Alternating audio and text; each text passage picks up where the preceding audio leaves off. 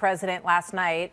He's in the middle of all of these travels, obviously, in Japan this morning, heading to huge discussions with President Xi in China. So all of that is very important to the economy. I'm curious, though, what he said to you, because he always says, you know, I make deals. I've made deals all my life. So did he say to you, Leader Thune, and he's praised you on your handling of many things, did he say, just hold firm? Do not do anything. Do not start doing these piecemeal bills in order to get certain things reopened. What was his advice to you, Leader?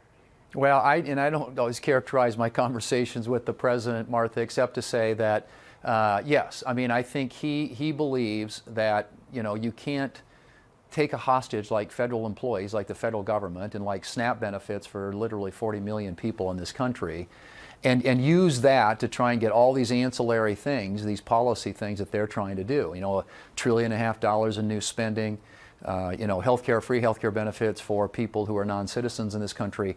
Those are things on the Democrat wish list. He's saying open up the government with a clean, nonpartisan CR that's passed in the House over a month ago now, sitting at the desk in the Senate. We could pick it up and pass it today. All we need is 5 more Democrats, send it to the White House, it gets signed into law, the government reopens, the president sits down, and we talk about these health care issues the Democrats want to negotiate on. That's basically what he has put forward. That's what we've been putting forward for a long time. And it seems to be, at some point, the Democrats have to take yes for an answer. I want to play this from Senator Chris Coons, and we played earlier from Catherine Clark, Congresswoman Catherine Clark, and there's a familiar theme that we hear here. Watch this. The consequences of the so-called big, beautiful bill in terms of throwing millions of Americans off of health care in the coming years is something that Democrats consider a crisis. Frankly, this is our only moment of leverage, and although a very unpleasant tool to use, it's gotten us focused on what we have to do to change direction on health care. Your thoughts? Well, you know, again, and it does. It echoes what was said last week by Catherine Clark, you just mentioned, who basically said, you know, this is going to be really painful and unpleasant for families across this country, but it's our key point of leverage. They're looking at this like it's some sort of political game, and where, you know, where there are winners and losers of the political game, whereas we look at this as real impacts on real families and people in this country. Well, it does. And it becomes more real, and the consequences become more real over time. I mean, what they just said, they said the quiet part out loud. Yeah. These people are looking at this as a political game, Martha, and it's not. Let me play this for you. Talk about real people and the impact. This is Sherry Jablonski. She's a SNAP benefits recipient. She's a widow. She's retired, and her income comes from Social Security and pension from her husband. And here's what she had to say on this. Watch.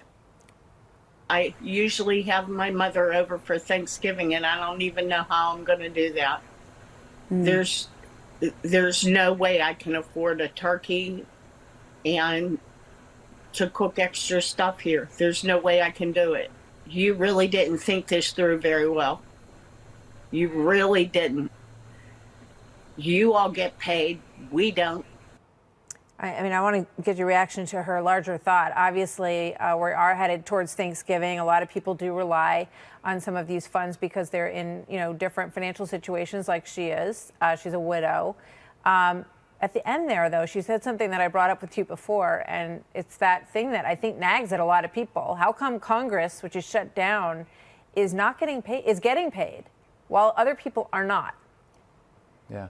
Well, my staff isn't getting paid, nor is anybody here who works in the Capitol, and I sent a letter to dispersing. I'm not getting paid either, Martha, just to set the record straight. Okay. But the truth of the matter is, people like her are the people who get hurt by this. And on Friday, federal employees missed a check. Monday, yesterday, you had air traffic controllers who are missing their check. You got these SNAP recipients out there. The 40 million or so families are going to be impacted by this by the weekend. This is just insanity. And the Democrats have got to come to their senses and realize that while they may view this as leverage and, you know, look at a ledger of who's winning, who's losing in the political world, this is the real world we're talking about here. And in the real world, people are hurting. And this is going to be a painful, painful time. And it can be simply remedied today by getting 5 courageous Democrats with a backbone to join us and vote in the Senate today to open up the government, the president would sign that bill into law. Let me ask you about that, because just very quickly, that number 5 has been the number since the beginning. And I know you must be having back channel discussions with several of these Senate Democrats. Is it your sense that you are near a roll point here? Well, I think there are people who are sincerely want to get this figured out on the Democrat side. That they're ready? They're about ready? There are, and of course the challenge is the Democrat leadership could care less about this, and Chuck Schumer, they're in a box. I mean, like I said, they are running scared of the far left in this country right now, and that characterizes a whole bunch of Senate Democrats too. But there are some rank and file Democrats, I believe, and we have had, as you said, back channel conversations have been going on for some time that have intensified here of late, and hopefully that will lead to a breakthrough. But that's what it's going to take. It's going to take rank and file Democrats who organically come to the conclusion that this doesn't make sense for them, politically long term for them either. I don't think this is a winning issue when you shut the government down. I know that you have always wanted things to happen in regular order, to deal with budget issues in a timely manner, to resolve all of this. And, I think that is something that people really need to think about, because there's no reason for us to come to these cliff hanging CR things where we just keep pushing it, kicking the can down the road over and over and over again on how we run the biggest, federal government, most powerful country in the world. But we'll continue that another day. Majority Leader Thune, thank you very much. Thanks, Martha. Good to see you, sir. You too. Meanwhile, the Senate is about to try a 13th vote to pass the Republican funding bill that would finally ensure federal workers get paid and needy Americans can put food back on their tables for their families. House Republicans passed it more than a month ago. You've heard it, a clean, continuing resolution, just so they can continue to talk about things, but keep the government open. All the add-ins that Democrats have wanted to put in, they can talk about health care. Look, these are important topics. They'll get to that. Just open the government so the people who need the health care can have the money to pay for it. But the shutdown drags on. Now in day, woof, look at that, 28. Vice President J.D. Vance is about to head to Capitol Hill for lunch with Senate Republicans after this 13th vote. The shutdown has hundreds of thousands of workers furloughed. Even more are working without pay. By the end of the week, the military could miss its first check, full paycheck there. They've already missed and had to live with a partial. The biggest federal worker union is now asking Democrats to stop holding out for an extension of Obamacare tax credits and end this thing. Senator Elizabeth Warren. I think this is a righteous fight for health care affordability for all Americans. And I want all federal employees to get paid. And the way we will do that is to get the government open. But it's going to take a negotiation with the Republicans. 40 million people could get affected by the SNAP benefits. Yes, they could. Are you concerned about that? I am deeply concerned about that. And I am also concerned that the President of the United States is willing to use children who are hungry as negotiating leverage. Listen to that rhetoric. She's so concerned that she and her fellow Democrats won't vote to reopen it. They are the holdouts, 5 votes short still. And she's rich, by the way. She'll have to try to convince us that she cares. You heard SNAP benefits there mentioned. That federal food aid is set to end this weekend for more than 40 to 42 million Americans. And while Senator Warren blames President Trump, one opinion piece says this, quote, Democrats are entirely to blame for the coming food stamp cuts, end of quote. Pennsylvania Senator John Fetterman, a Democrat, breaking ranks yet again with his people, calling on his fellow Democrats to think of those suffering and choose principle over political party. Senior congressional correspondent Chad Pergram on Capitol Hill. Chad. Harris, good morning. The Senate has never rejected the same issue so many times and expect the same today. Just right now, the Senate has started a 13th vote on the motion to proceed to break a filibuster to get onto the bill.